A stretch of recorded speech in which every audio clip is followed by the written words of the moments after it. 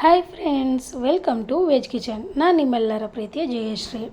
ಇವತ್ತು ನಾನು ಹೂರಣದ ಕಡುಬು ಅಥವಾ ಕರಿಗಡುಬು ಅಂತ ಹೇಳ್ತೇವೆ ನಮ್ಮ ಸೈಡು, ಅದನ್ನು ಮಾಡ್ತಾಯಿದ್ದೀನಿ.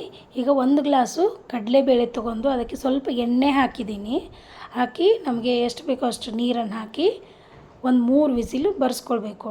ಎಣ್ಣೆ ಯಾಕೆ ಹಾಕೋದಂತಂದರೆ ಬೇಳೆಕಾಳುಗಳು ಹಣ್ಣಾಗಿ ಚೆಂದ ಮಾಡಿ ಕುದಿಯುತ್ತೆ. ಹಾಗಾಗಿ ಈಗ ನೋಡಿ 3 ವಿಸಿಲ್ ಆದಮೇಲೆ ತೆಗೆದು ಅದರ ನೀರೆಲ್ಲ ಬಸಿದು ಇಟ್ಕೊಳ್ಬೇಕು. ಅದು ಸಾಂಬಾರು ಮಾಡಲಿಕ್ಕಾಗತ್ತೆ. ಈಗ ಅದನ್ನು ಚಮಚೆಯಿಂದ ಸ್ವಲ್ಪ ಮುಗುಚ್ಕೊಂಡು ಬೆಲ್ಲ ಹಾಕ್ಬೋದು. ನಮಗೆ ಎಷ್ಟು ಟೇಸ್ಟ್ ರುಚಿ ಅಂದರೆ ಸ್ವೀಟ್ ಎಷ್ಟು ಬೇಕೋ ಅಷ್ಟು ನೋಡಿಕೊಂಡು ಬೆಲ್ಲ ಹಾಕ್ಕೊಳ್ಬೇಕು. ನಮಗೆ ಜಾಸ್ತಿನೇ ಸ್ವೀಟ್ ಬೇಕಾಗುತ್ತೆ, ಹಾಗಾಗಿ ನಾನು ಬೆಲ್ಲ ಸ್ವಲ್ಪ ಜಾಸ್ತಿ ಹಾಕಿದ್ದೀನಿ. ಆ ಕಾರಣಕ್ಕೆ ಹೂರಣ ಒಂದು ಸ್ವಲ್ಪ ತೆಳುವಾಗಿದೆ. ಆ ಥರ ಬೆಲ್ಲ ಹಾಕಿ ಸ್ವಲ್ಪ ಕುದಿಲಿಕ್ಕೆ ಗ್ಯಾಸ್ ಮೇಲೆ ಸ್ಲೋ ಫ್ಲೇಮಲ್ಲಿ ಇಟ್ಬಿಡೋಣ. ಈ ಕಡೆ ಹಿಟ್ಟು ಕಲಿಸ್ಕೊಳ್ಳೋಣ. ಈಗ ಹಿಟ್ಟನ್ನು ಗೋಧಿ ಹಿಟ್ಟು ತೊಗೊಂಡಿದ್ದೀನಿ, ಅದಕ್ಕೆ ಒಂದು ಸ್ವಲ್ಪ ಉಪ್ಪು ಹಾಕಿ ಈ ಥರ ನೀರು ಹಾಕಿ ಸ್ವಲ್ಪ ಗಟ್ಟಿಯಾಗಿ ನಾದ್ಕೊಳ್ಬೇಕು. ಚಪಾತಿ ಅದಕ್ಕೆ ನಾದ್ಕೊಳ್ಳೋದು ಬೇಡ, ಅದಕ್ಕಿಂತ ಒಂದು ಸ್ವಲ್ಪ ಗಟ್ಟಿ ಇರಲಿ ಕಡುಬಿಗೋಸ್ಕರ. ಆ ಥರ ಸ್ವಲ್ಪ ಗಟ್ಟಿಯಾಗಿ ಹಿಟ್ಟನ್ನು ನಾದ್ಕೊಂಡು ಮುಚ್ಚಿ ಇಟ್ಬಿಡೋಣ ಸ್ವಲ್ಪ ನೆನೆಯಲಿಕ್ಕೆ. ಈಗ ನೋಡಿ ಬೇಳೆ ಇದಾಗಿರುತ್ತೆ, ಅಷ್ಟೊತ್ತವರೆಗೆ ಬೆಲ್ಲ ಎಲ್ಲ ಕರಗಿ ಕುದ್ದಿರುತ್ತೆ.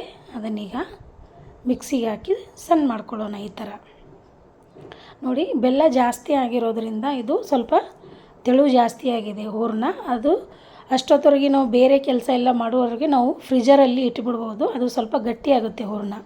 ಇಟ್ಕೊಂಡು ಈಗ ನೋಡಿ ಸಣ್ಣದು ಉಂಡೆಯಾಗಿ ಮಾಡ್ಕೊಳ್ಬೇಕು.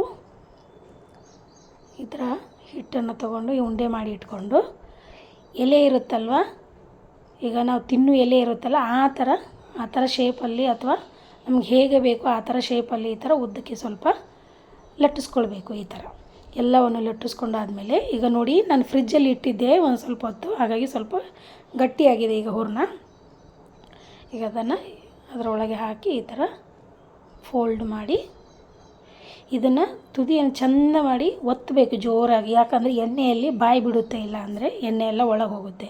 ಆ ಥರ ಹೋಗೋದಾಗೆ ಈ ಥರ ನೀಟಾಗಿ ಒತ್ಕೊಂಡು ಈ ಥರ ಎಲ್ಲ ತುಂಬಿ ಇಟ್ಕೊಳ್ಬೇಕು. ಫಸ್ಟಿಗೆ ತುಂಬಿಟ್ಕೊಂಡಾದಮೇಲೆ ಎಣ್ಣೆ ಕಾಯಲಿಕ್ಕಿಟ್ಟು ನೋಡಿ, ಎಣ್ಣೆ ಸ್ವಲ್ಪ ಬಿಸಿ ಆದಮೇಲೆ ಈ ಥರ ಎರಡೆರಡು ಹಾಕಿ ಈ ಥರ ಕರ್ಕೊಳ್ಬೇಕು. ಸ್ವಲ್ಪ ಕಲರ್ ಚೇಂಜ್ ಆಗೋವರೆಗೆ ಈ ಥರ ಚೆಂದ ಮಾಡಿ ಕರೆದ್ರೆ ಕರಿಗಡುಬು ತಯಾರಾಗುತ್ತೆ. ಯಾರೆಲ್ಲ ಹೊಸದಾಗಿ ನನ್ನ ಚಾನಲ್ ನೋಡ್ತಿದ್ದೀರೋ ದಯವಿಟ್ಟು ಸಬ್ಸ್ಕ್ರೈಬ್ ಮಾಡಿ. ಈ ರೆಸಿಪಿ ನಿಮ್ಗೆ ಇಷ್ಟ ಆದರೆ ಒಂದು ಲೈಕ್ ಕೂಡ ಕೊಡಿ. ಈಗೆಲ್ಲವನ್ನು ಆ ಥರ ಕರೆದಿಟ್ಕೊಳ್ಳೋಣ. ತುಂಬಾ ಟೇಸ್ಟಿಯಾಗಿರುತ್ತೆ, ಚೆನ್ನಾಗಿರುತ್ತೆ.